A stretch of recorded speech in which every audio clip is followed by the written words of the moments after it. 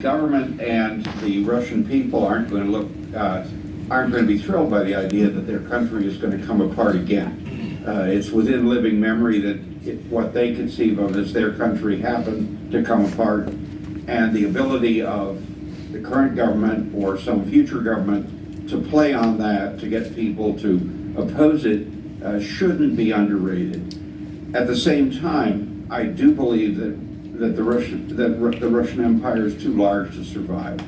I think we forget just how far away Vladivostok is from Moscow, and that I've said for some time that my own view is that the most likely developments are going to be the exodus of the peoples east of the Urals, rather than the people in the North Caucasus who get vastly more attention. I think it's distance, I think it's economic opportunity, I think the people are shifting, as Fred has suggested, looking away from Moscow to other options. And I think the question is, will the next generation, because it won't happen with Putin, but will the next generation of leaders in Russia decide that they will be better off without the burdens of empire?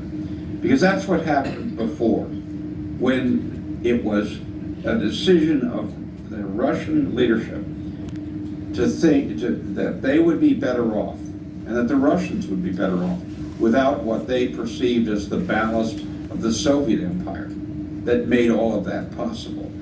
And so the question is, will there be a new generation of Russians in Moscow and in the Russian regions who will decide we're all going to be better off if we don't have this ballast? Or alternatively, and I'm a little more skeptical than Fred is about the coming generation. I'm not at all sure that there won't be people in it who will be quite as enthusiastic in using force to repress any moves at liberalization which take away power that they perceive should belong to them. I hope that that happens, and I think we should be very sympathetic and supportive to the extent we can. But one of the things that I guess one sees in Russia over the last several centuries is that there's always been a great expectation for generational change, and then the changes haven't lasted or haven't been as great as people expect. I'm not saying it can't happen. I'm only saying that I think we should be cautious